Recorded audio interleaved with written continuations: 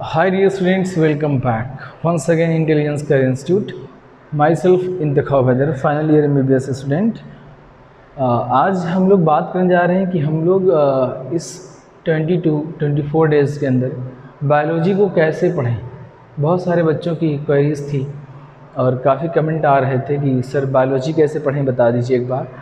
मैं तो यही कहूँगा बेटा, एटलीस्ट बायो में आप रिवीजन जितना हो सके उतना ज़्यादा रिवीजन करिए, और कौन से टॉपिक आपको ज़्यादा पढ़ना है, कौन से टॉपिक पर ध्यान नहीं, पढ़िए सब, लेकिन जो ज़्यादा इम्पोर्टेंट हो पहले उसको कवर करिए।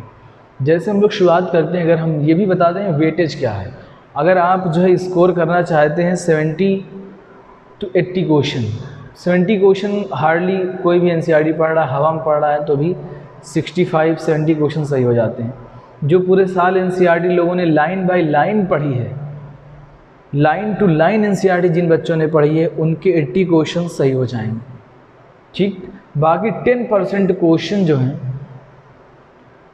10% जो क्वेश्चन 10 क्वेश्चन होते हैं, हमेशा 5 to 10 क्वेश्चंस जो थोड़ा सा कंसेप्चुअल होते हैं। अगर आपने कंसेप्ट के साथ पढ़ी है तो वो आपके जो है 10 क्वेश्चन जो हैं उसमें से आपके 5 to 6 क्वेश्चन सही होंगे। ठीक है, कभी कभी 8 क्वेश्चन सही हो जाते हैं, तो आपके 80 तो आ ही रहे हैं, साथ में 5 क्वेश्चन 6 क्वेश्चन और ऐड हो जाएंगे, यानी 86 क्वेश्चन आप स्कोर कर सकेंगे। और जिन बच्चों की फ़िज़िक्स वीक है वो हमेशा यही प्लान करके चलें कि बायोलॉजी में 88-86 स्कोर करेंगे, तब जाके वो लोग अगर 20 क्वेश्चन भी फ़िज़िक्स में वो लोग सही कर रहे हैं तो भी वो सेलेक्ट हो जाएंगे। लेकिन केमिस्ट्री भी 40 होना चाहिए एटलीस्ट। ठीक है, तो हम लोग देखते हैं कौन से टॉपिक। सबसे पहले मैं तो यही कहूँगा बेटा, इकोलॉजी पढ़िए। 4 यूनिट जो इकोलॉजी की है उससे 10 to 12 क्वेश्चन आएंगे बेटा। इकोलॉजी आप चैप्टर 4th में इकोलॉजी पढ़िए। इकोलॉजी में बेटा 10 to 12 क्वेश्चन आएंगे और बहुत ही आसान है इकोलॉजी। इकोलॉजी बहुत ही आसान है। आप जो है कंपटीशन, पैरासिटिज्म, ये वाला टॉपिक पहले पढ़िएगा, क्योंकि यहाँ से एक क्वेश्चन आने ही आने हैं इस वाले पूरे पैराग्राफ से। ठीक है, उसके बाद जितने एक्ट हैं, इन्वायरमेंटल एक्ट, वाटर एक्ट, वो सब की ट्रिक भी मैंने बताया है कि कैसे हम लोग याद करेंगे, तो वो सब जितनी चीज़ें हैं। उसके बाद डाटा उसमें बहुत है। ठीक है, कि 1300 बर्ड, 1200 बर्ड, 800 बर्ड, ठीक है, फंजाई इतनी पॉपुलेशन, बीटल्स की इतनी पॉपुलेशन, एंट की इतनी पॉपुलेशन 20,000, ठीक है, फ्रॉक की 15,000 बची। ठीक है, उसके बाद हम लोग बात करेंगे कितनी स्पीशीज़ मर चुकी हैं IUCN रेड लिस्ट 2004 रिगार्डिंग, तो 784 स्पीशीज़, जिसमें से 362 इन्वर्टिब्रेट, 87 प्लांट्स, और बाकी जो बच गए वो वर्टिब्रेट्स निकाल सकते हैं आप। तो इस तरीके के जो उसमें डाटा हैं जो है वो आप इन सीटू कंजर्वेशन से इस बार भी क्वेश्चन आएंगे, आउट है, वो सब फिक्स क्वेश्चन है जो हमेशा पूछे जाते हैं। ठीक है, तो ये सब चीज़ें आप बहुत अच्छे से पढ़ डालिए। उसके बाद आप बायोटेक पढ़िए। बायोटेक में आप 3 चैप्टर लीजिए, 2 चैप्टर नहीं। बायोटेक में 2 ही चैप्टर, लेकिन आप 3 चैप्टर बनाइए।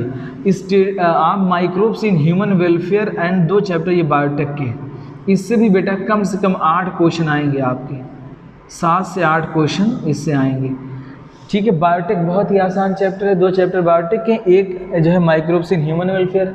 माइक्रोब्स इन ह्यूमन वेलफेयर में आपसे वही पूछा जाएगा जो है इम्यूनोसप्रेसिव एजेंट, कौन सी, ट्राइकोडर्मा पॉलिस्फोरम, और जो है आपसे पूछा जाएगा स्टैटिन के बारे में पूछा जाएगा, ईस्ट मस्कस परक्यूरियस से निकाली गई थी। ठीक है, और बैक्टीरिया है क्या है ये पूछा जाएगा, SMS पूछा जाएगा आपसे जो है।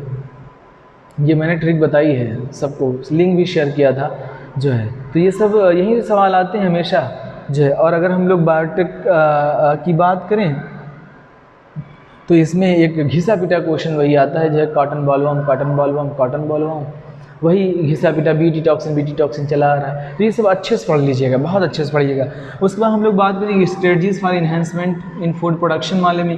आप जो है 1960 यानी ग्रीन रिवोल्यूशन के बाद जो टॉपिक हैं, ठीक है, वीट का प्रोडक्शन इतने मिलियन थे, इतने मिलियन बढ़ गया, राइस का प्रोडक्शन इतने मिलियन बढ़ गया, कौन कौन सी क्रॉप हैं मैंने ये भी बताया था, उसको लर्न करने का तरीका कैसा होता है, और मैंने ट्रिक भी बताई थी कैसे कैसे हम लोग एग्जाम्पल याद करेंगे। ठीक है ना, जैसे लब भरा प्रोटीन से फ्रेंच गार्डन, लब प्रोटीन से फ्रेंच गार्डन। ठीक है, तो ये सब क्वेश्चंस हैं। उसमें मेंस में कितने 2000 में कितने में टाइम्स वो बढ़ा दी गई थी जिंक की कंसंट्रेशंस। तो ऐसे ऐसे सवाल जो हैं मैंने ट्रिकी बताए हुए हैं, ठीक है। और जो भी क्रॉप की है, कौन सा इन्फेक्शन हो रहा है, कौन सा इन्फेक्शन हो रहा है, इसकी भी ट्रिक मैंने बता रखी है। आप लोग उसको देखिए, लिंक बहुत अच्छी वहीं से क्वेश्चन आने हैं। ह्यूमन हेल्थ आप पढ़िए, ह्यूमन हेल्थ से आपके जो है कम से कम 3 क्वेश्चन आएंगे, ठीक है। इंटोइमा हिस्टोलिटिका का इन्फेक्शन कैसे हो रहा है, स्केरियासिस हो रहा है, लिफेंटियासिस हो रहा है, ठीक है। मलेरिया की साइकिल पढ़ लीजिए आप, ये सब डिटेल पढ़िए। और इसमें क्वेश्चन आप यहाँ से 2 पार्ट में पढ़िएगा इसको। एक जो है पपी जो मार्फिन ऑर्फिन वाला है ड्रग वाला, उसको बहुत अच्छे से पढ़िएगा, ठीक है। इवोल्यूशन से जो है 3 क्वेश्चन फिक्स हैं बेटा। इवोल्यूशन से आप जो है हार्डी-विंगर प्रिंसिपल पे क्वेश्चन सॉल्व कर लिए, उस पर हमने 8 से 10 क्वेश्चन सॉल्व कराए और अच्छे अच्छे क्वेश्चन कराए हैं। तो ये भी देखिए आप जो है इवोल्यूशंस को भी हमने पूरा कवर किया। जेनेटिक्स से बेटा कम से कम 8 क्वेश्चन आएंगे दोनों चैप्टर को मिला के, ठीक है। जेनेटिक्स आप बहुत अच्छे से पढ़िए, बल्कि मैं कह रहा हूँ इवोल्यूशन आप जो है ह्यूमन फिजियोलॉजी को कम पढ़ें, जबकि जेनेटिक्स को ज़्यादा पढ़िए, क्योंकि वेटेज दोनों का बराबर है, ठीक है। यहाँ से भी जो है अप्रॉक्सीमेट 8 to 10 क्वेश्चन हर साल पूछे जाते हैं, यहाँ से भी आपको 8 to 10 क्वेश्चन मिल जाएंगे। अब उसके बाद रिप्रोडक्शन के पूरे टॉपिक इंपॉर्टेंट है, सबसे ज़्यादा इंपॉर्टेंट तो सेकंड चैप्टर है। सेकंड चैप्टर से 4 क्वेश्चन पूछे जाते हैं। एम्ब्रियोसैक का फॉर्मेशन कैसे हो रहा है, डाइसियस कौन है, आउटब्रीडिंग डिवाइसेस क्या है, सब पूछे जाते हैं क्वेश्चन। उसके बाद आप जो है रिप्रोडक्टिव हेल्थ छोटा सा टॉपिक है, उसमें कौन कौन से कितने कितने जो है टाइम पीरियड क्या क्या है, एस्ट्रोजन प्रोजेस्टेरॉन इसमें क्या क्या कम्बिनेशन होता है। उसके बाद आप पढ़ लीजिएगा जो है आर्टिफिशियल इंसेमिनेशन पढ़ लीजिएगा, ज़ाइगोट ज़िफ्ट पढ़ लीजिएगा, गिफ्ट पढ़ लीजिएगा, IVI पढ़ लीजिएगा, IF पढ़ लीजिएगा। तो बहुत सारी चीज़ें आसान हैं, इससे भी कम से कम जो है आपको 10 से 12 क्वेश्चन रिप्रोडक्शन से मिलेंगे। ये सब इंटरेस्टिंग टॉपिक है। सबसे पहले आप इकोलॉजी पढ़ लीजिए, इकोलॉजी के बाद माइक्रोब से एनिमल वेलफेयर और बायोटेक। आप जो है ये सब भूल जाइए, अब चैप्टर वाइज मत पढ़िए, यूनिट वाइज पढ़िए कि आज आपको इकोलॉजी और साथ में बायोटेक के 2 चैप्टर माइक्रोब से एक साथ खत्म करने हैं। हार्डली 4 घंटे लगने चाहिए ये सब खत्म करने में, क्योंकि बहुत साल से आप पढ़ते आ रहे हैं बेटा। अब तो पढ़िए स्पीड बढ़ा के, इससे आपकी पता है इकोलॉजी और माइक्रोब से सब अगर मिला दिया जाए तो 22 क्वेश्चन से 25 क्वेश्चन निकलेंगे आपके। मान के चलिए बहुत आसान टॉपिक हैं, एक बार छोटे छोटे टॉपिक हैं, ठीक है। तो इस तरीके से पढ़िए आप। उसके बाद देखिए लिविंग वर्ड, लिविंग वर्ड भी जो है 8 क्वेश्चन का टॉपिक है ये। 8 क्वेश्चन, 4 चैप्टर हैं, 8 क्वेश्चन आएंगे। Organism in plants and animal में से आप मान के चलिए 5 से 7 क्वेश्चन आएंगे, ठीक है। Structure and function cell, cell का जो टॉपिक है आप सेल मत पढ़िएगा, सेल साइकिल बल्कि पढ़िए आप। बायोमॉलिक्यूल ज़रूर पढ़िए, बायोमॉलिक्यूल केमिस्ट्री से भी पढ़िए, बायोलॉजी से पढ़िए। आपको 4 क्वेश्चन बायोमॉलिक्यूल देगा, केमिस्ट्री और बायो में दोनों में हेल्प करता है, ठीक है। तो बायोमॉलिक्यूल्स के लेक्चर कल से अपलोड होना शुरू हो जाएंगे। 4 लेक्चर मैंने पढ़ाया केमिस्ट्री वाला, आप बायोलॉजी वाला मुझे उम्मीद थी कहीं ना कहीं आपने पढ़ा होगा, तो इस वजह से मैंने बायोलॉजी वाला नहीं कवर किया। और बहुत ही आसान टॉपिक है ये। उसके बाद सेल साइकिल में आप जो है वो मियोसिस वाली नहीं, लता ज़रा पानी दे दे, लेप्टोटीन, जाइगोटीन, पैकेटीन, डिप्लोटीन, डायाकाइनेसिस, इससे क्वेश्चन आएंगे। मुझे लग रहा है पैकेटीन से आएगा इस बार क्वेश्चन। ये कंसेप्ट हैं थोड़े बहुत इसमें, इसको पढ़ लीजिए। आपके जो है कम से कम 7 से 10 क्वेश्चन यहाँ से आराम से सही हो जाएंगे। सेल तो सब बचपन से पढ़ते आ रहे हैं, इस वजह से मैं बोल रहा हूँ सेल मत पढ़िए, ठीक है। प्लांट फिजियोलॉजी, प्लांट फिजियोलॉजी बेटा बहुत इंपॉर्टेंट है। इसका पहला चैप्टर DPD जो है, TP turgor pressure, pressure potential कैसे निकालेंगे, ये सब बहुत अच्छा कंसेप्चुअल टॉपिक है। इससे क्वेश्चन करिए, मैंने क्वेश्चन कराए हैं। लिंक शेयर की लिंक देखिए आप, जो जितने टाइप के पॉसिबल क्वेश्चन थे मैंने उसको बना दिया है, उसको देखिए आप। उसके बाद आप जब पढ़िए नाइट्रोजन साइकिल, तो नाइट्रोजन साइकिल में बेटा सेकेंड पार्ट बहुत इंपॉर्टेंट है नाइट्रोजन साइकिल का, जिसमें डीनाइट्रिफिकेशंस होता है, कौन कौन से एग्जाम्पल है, कौन कौन से बैक्टीरिया हैं नाइट्रिफिकेशन के, नाइट्रोजन फिक्सेशन के कौन कौन से जो है बैक्टीरिया हैं। ये मैंने बहुत अच्छी साइकिल पढ़ाई है, आप देखिए उस पर। उसके बाद जो है आप फोटोसिंथेसिस बहुत इंपॉर्टेंट है। फोटोसिंथेसिस इसमें आप 4 टॉपिक बहुत अच्छे से कवर करेंगे। एक नाइट्रोजन साइकिल को, एक जो DPD वाले को, एक फोटोसिंथेसिस को, एक ग्लाइकोलिसिस, क्रेब्स साइकिल और जो है ETS इलेक्ट्रॉन ट्रांसपोर्ट सिस्टम। ये तो झमाझम क्वेश्चन आएंगे यहाँ से, और अच्छे क्वेश्चन बनते हैं, तगड़े क्वेश्चन बनते हैं। उसके बाद आप जो है पढ़िए हार्मोन में, सिर्फ हार्मोन पढ़िए, ग्रोथ टॉपिक छोड़िए। पहले हार्मोन आप पढ़ लीजिए। हार्मोन जब आपको रट जाएंगे पूरे, और मुझे जहाँ तक लगता है ऑक्सिन, जिब्रेलिन, साइटोकिनिन और इथाइलिन, यहीं से जो है क्वेश्चन आने हैं, इस बार भी वहीं से क्वेश्चन आएंगे। यहाँ से आप क्वेश्चन पढ़ा लिए, बहुत ही आसान है। सबसे पहले हार्मोन पढ़िएगा, इस चैप्टर का टॉपिक जो उठाइएगा। उसके बाद ह्यूमन फिजियोलॉजी में फर्स्ट चैप्टर डाइजेशन एब्सॉर्प्शन मत पढ़िए। सेकंड चैप्टर में मैकेनिज्म आप समझिए ब्रीथिंग की क्या होती है, और O2 और CO2 का लेवल कैसे कैसे वो लोग एक्सचेंज होते हैं, ये भी मैंने बहुत डिटेल पढ़ाया, बहुत अच्छा पढ़ाया, इसको भी पढ़िएगा। उसके बाद आप जो है कार्डियोवैस्कुलर सिस्टम में साइकिल को देखिए, साइकिल कैसे चलती है, हार्ट बीट कैसे करता है, ठीक। उसके बाद आपका जो है एक्सक्रीशन वाला रेनिन एंजियोटेंसिन मैकेनिज्म पढ़िए वहाँ से। उसके बाद मसल वाले मसल कॉन्ट्रैक्शन थ्योरी पढ़िए, ठीक। उसके बाद लास्ट वाला बच रहा है आपका जो है आई से क्वेश्चन। पिछली बार भी आया था आई के, इसके पहले भी आई से क्वेश्चन आया था।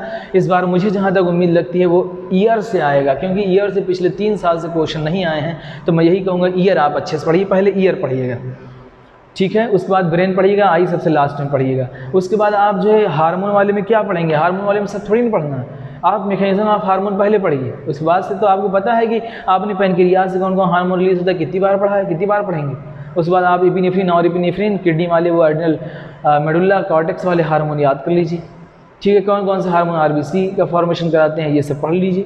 बाकी तो आपने इंसुलिन वाला पढ़ लिया है, इतनी बार इंसुलिन पढ़ा है, कहाँ कहाँ पढ़ा है, माइक्रोब्स यहाँ भी आपने पढ़ा है जो है इंसुलिन के बारे में, कई जगह इंसुलिन के बारे में पढ़ लिया है। तो इस तरीके से आप प्रिपरेशन करिए, जो अनइम्पॉर्टेंट चीज़ें उसे छोड़िए। क्या पढ़ना है क्या छोड़ना है, क्या पढ़ना है ये इम्पॉर्टेंट नहीं है, क्या छोड़ना है ये इम्पॉर्टेंट है जो है। अब आप हाई स्कोर, अच्छा स्कोर तभी कर सकते हैं जब आप बहुत बार NCERT पढ़ें, और क्वेश्चन की प्रैक्टिस मुझे लगता है कि आपने कर लिया होगा। और हर चैप्टर में जो 10-15 क्वेश्चन इंपॉर्टेंट है बस उसे करिए। ये नहीं कि एक तरफ से क्वेश्चन सॉल्व कर रहे हैं, 150 क्वेश्चन आप सॉल्व कर रहे थे 2 घंटे लग गए, क्योंकि टाइम इतना नहीं है आपके पास। तो आप सेलेक्टेड क्वेश्चन और अच्छे क्वेश्चन जहाँ से एक बार चीज़ें सॉल्व कर चुके हैं वही दोबारा सॉल्व करिए। ये नहीं कि हम ये सॉल्व कर चुके हैं इसको फेंक दो, अब इसको नहीं करेंगे ना, उसी को करिए। उसमें देखिए जो आपने गोले लगाए ना उसको सिलेक्ट करके करिए। और मैं तो यही कह रहा हूँ, सबसे पहले आप जो है इकोलॉजी कवर करिए, फिर माइक्रोब्स, ह्यूमन वेलफेयर, बायोटेक्नोलॉजी के 2 चैप्टर, 7 चैप्टर हो गए, 4 दिन 7, ये हमेशा एक साथ पढ़िए।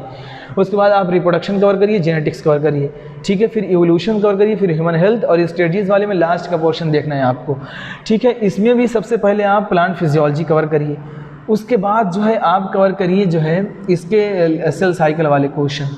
फिर आप जो है बायोलॉजिकल प्लांट ग्रुप पढ़िए और एनिमल किंगडम से जो एग्जाम्पल है वो कवर करिए, ठीक है गाइज। उम्मीद करता हूँ कि आप जो है बात को समझ गए होंगे और कैसे प्रिपरेशन करनी है ये भी समझ गए होंगे, और वेटेज किसका कितना है मैं बाकी केमिस्ट्री का भी बता दूंगा और फिजिक्स का भी। बाकी आप तैयारी करिए, ठीक है। All the best guys, thanks for watching.